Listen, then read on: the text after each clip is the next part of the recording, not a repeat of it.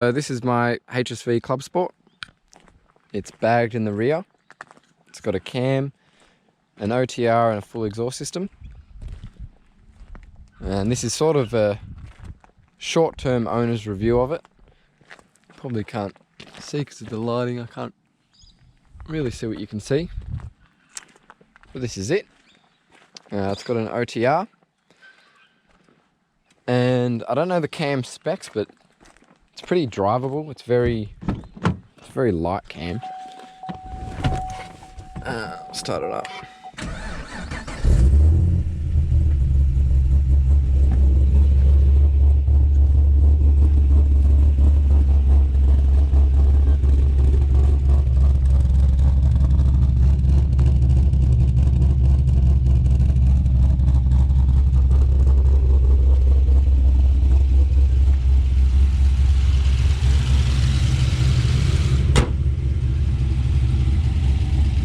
Alright, let's go for a drive.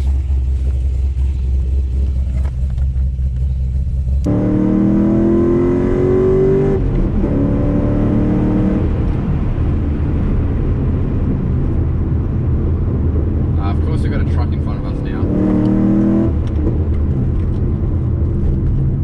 So I bought the car about 3 months ago, and since then I've done about 3,000 Ks, so I've actually been driving it a fair bit.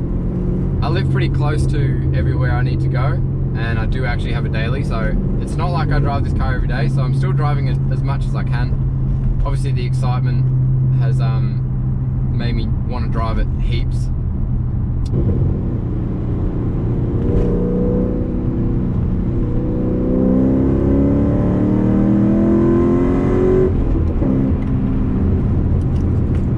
And of course we've caught up to a truck. Alright, well we may as well start talking now that there's traffic in front of us. I thought I might get lucky and have a nice clear run through the mountains, but that's okay. So I bought this car about 3 months ago. Since then I've done 3,000 Ks, so I don't obviously know everything there is to know about it, but I think I know enough now that I can actually make a little informative video, because when I was looking for it I could only see one video and it touched on a few parts that I wanted to know but didn't really answer all of my questions. So this is week 2 of me having my airbag suspension, and you can probably tell it's actually really bumpy. So whenever I hit a bump, if I hit a bump or turn a corner, you can just see me getting thrown around, like literally just like that. And it's only rear bags. I'd hate to know what it's like having all round bags. I'd probably crash, to be honest, because it's honestly pretty fucking shit. But it looks cool, and for like general city driving and just putting around town, it doesn't matter too much. It's only when you get to roads like this that you notice just how worse of a ride you've got. So I wouldn't be doing any impressive lap times or even speeding around corners on this road here. I wouldn't push it too hard, because if you hit a bump it is gonna fucking bounce you up a little bit. One of my favorite things about this car is probably the EDI. The EDI is so good, and it's pretty pointless though. Like, I don't really watch it while I drive, but I know my passengers do and they fucking love it. They always, every time you take a Snapchat, you Snapchat the EDI, because it just shows that you're in a HSV, and it's a bit of an ego boost. I like it. So this page here's got brake pressure in a percentage, acceleration in a percentage. It's obviously got your revs, and you can change the revs to have track, which is quite a late shift. The shift light lights up there. Then you've got off economy, so it's obviously already redlining at 1800. Performance, which is 3,500. I find that really weird that the performance setting wants you to shift at 3,500, because anyone that knows LS knows our torque figure kicks in at 3,500. That's where this car will put you in the seat and catapult you. So I'm not really sure why it wants you to shift that early for a performance setting. Track is obviously really late. that's probably where I shift whenever I'm actually doing a bit of a pull. That's where you want it. Let me just straighten this up. So I actually leave it on economy because the fuel economy is terrible. So obviously I said this is cammed. It's got 340 real kilowatts and the fuel economy is shit, but it doesn't really matter that bad. Fuck. So you're not gonna buy a V8 if you're interested in fuel economy, because it'll honestly send you depressed, because you'll be at the servo every couple of days and you'll just be going, what the fuck am I doing with my life? 21 litres per 100, it's not gonna get that. That's what it reckons my average has been over 350 Ks. I honestly doubt it, because I've got nearly 3/4 and it only reckons I'm gonna get 180 Ks out of 3/4, so please tell me where that's only 21 litres. Apart from that, I think the EDI has actually got a fuel efficiency setting. So if you have a look here, when the sun gets out of it, it shows you on a bar graph, how much fuel you've been using. The next one is a stopwatch. Apparently you can time your 0 to 100 times, but I end up just doing burnout, so that's not helpful for me. Lap times. It actually knew I was at Calder Park the other week. I wasn't racing, I was just going to have a look at other people who thought they were race drivers. It actually knew I was there and it came up if I wanted to start a race at Calder Park, so that was pretty cool. The next setting is where you put your USB in and it tells you how fast you've been going.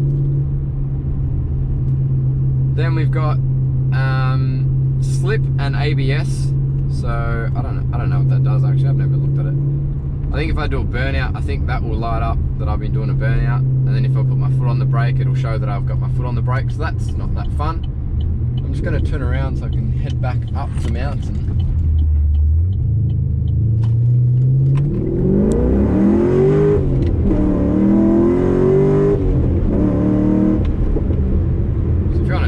That is a 0 to 100 and like 20 pull. I don't think I actually stopped though. So I don't know if that lit up just then, but it did spin the wheels a little bit. I do have traction control on, but I'll get to that in a second. G-force. G-force is cool because it tells you where the G-spot is, so you're not rubbing the thigh thinking, yes, I have found it, because you haven't. It's just the inner thigh. But if I'll try and pull a couple of...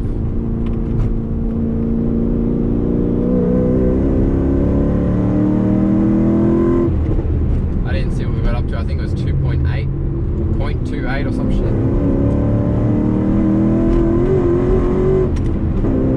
So you can obviously see that I'm just fucking bouncing around with my suspension. It does look cool. This is a hairpin, so maybe we'll pull some G's, I don't know.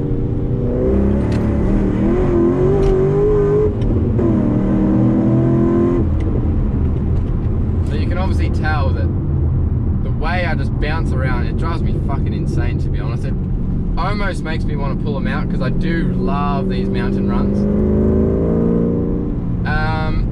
I mentioned earlier, but I might just cut that part out because I don't think I got to the point quick enough.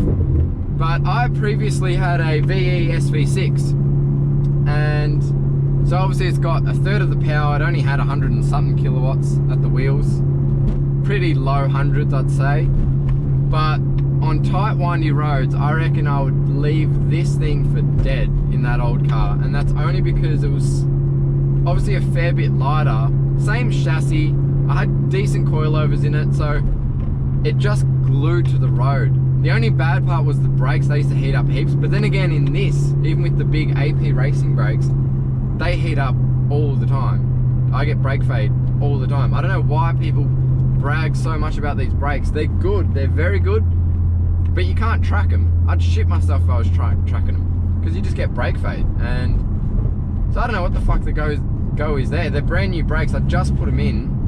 They're probably only 4 or 5 weeks old brake pads and rotor, which are expensive as well. That's probably one of the most expensive service items on this car, is actually the brakes, because you got to do them pretty often, especially the way I drive. I do drive a little bit on the brakes. But I reckon my old car, maybe not on this road because there are a few straights, but with my old car on windy roads, I could just leave it pinned and just turn and just know it'll go. With this, you're lugging so much extra weight around, and it just, I don't think it can do what my old car did. Obviously the power's there. As soon as you get to a little straight, this thing would blow it away. But I'm saying on windy roads, which is what I prefer to do. This is quite a windy road. I think we're going back up a mountain now, or we're heading down now. This road's quite long and windy, not really tight windy, but it's more long corners. So I probably could do a much better time in this. But yeah, I wouldn't recommend this car if you do a lot of windy. If you drive windy roads all the time and you want to do decent times, this car just slips. As soon as you put your foot down, you're kicking out, and I just think it's a lot of weight to be lugging around in corners. But obviously on a straight, this car is perfect. It's got so much pull power. I just saw a bump and I shit myself. I thought I was gonna throw up my breakfast. Because that is honestly the worst part about airbag suspension. I would not recommend airbag suspension if you like driving your car, because it's shit. But it looks cool, and for my day-to-day, it doesn't bother me having it, because it is a little bit bumpier, but going 60 k's an hour down a road, you're not going to feel it that much. But obviously doing what I'm doing, I'm sort of giving it to a little bit, and this road isn't very well made. There's just bumps everywhere, and it's driving me insane. I actually feel a bit sick. But not to shit on it, because as soon as I cut to footage of the outside, you'll see why I like having bags. It just looks cool. So that was the G-force.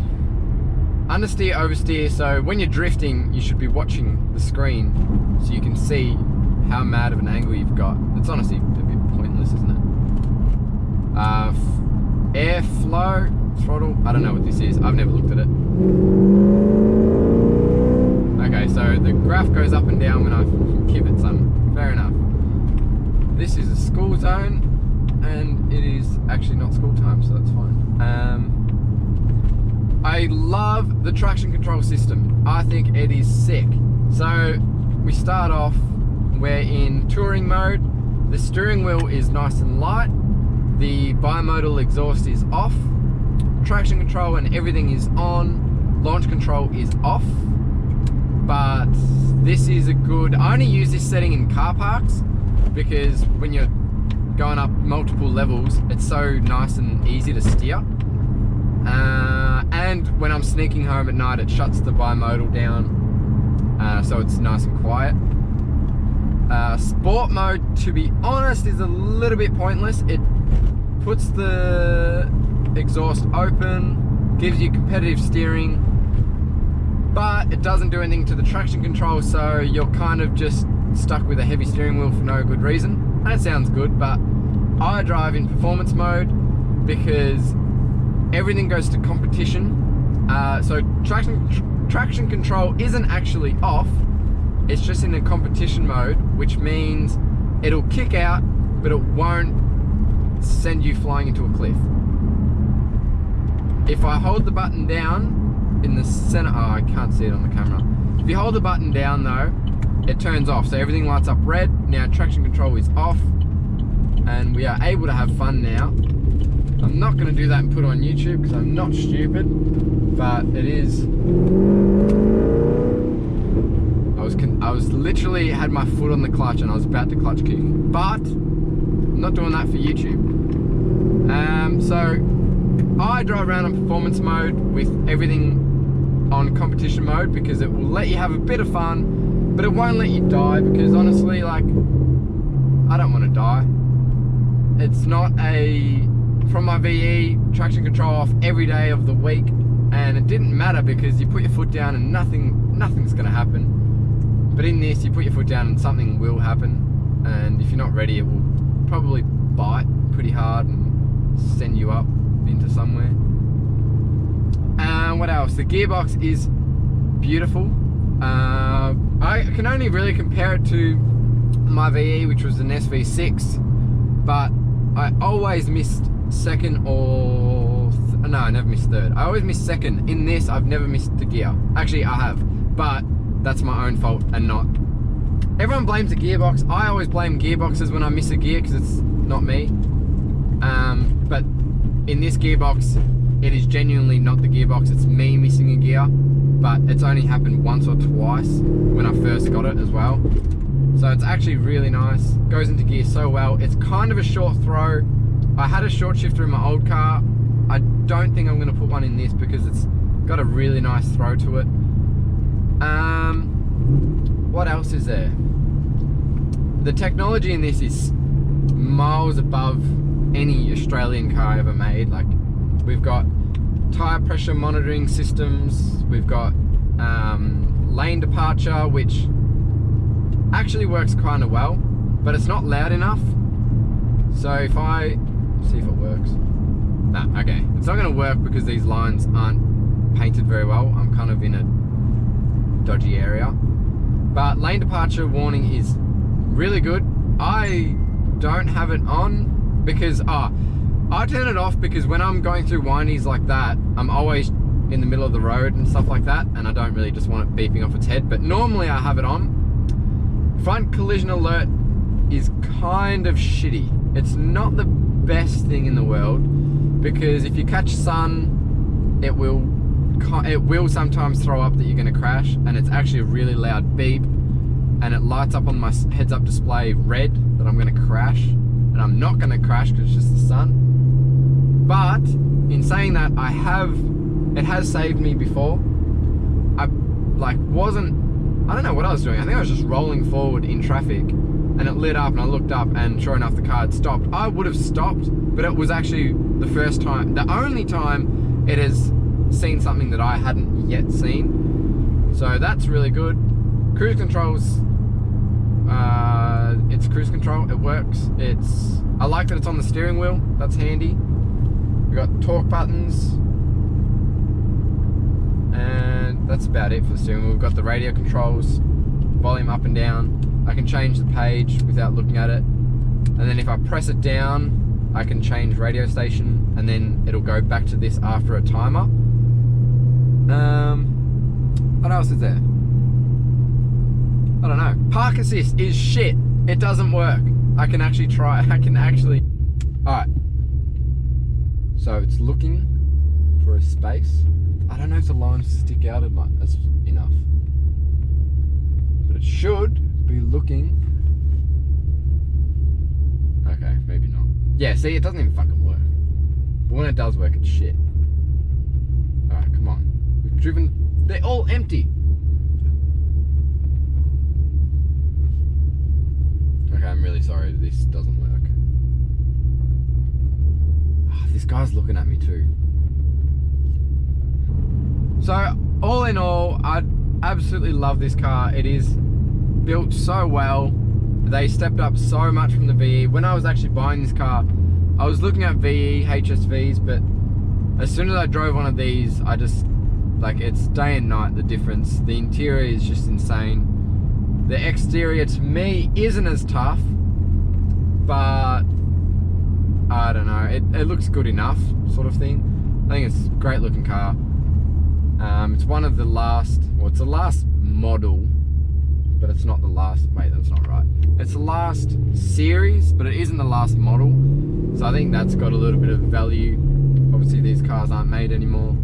And to have something in the last series of it, the last generation of it, is really nice to have. It's such a shame because I feel like Holden were just getting so good out of nowhere with this car, and even the VE was just such a big step up. But I can probably do a sneaky pull, but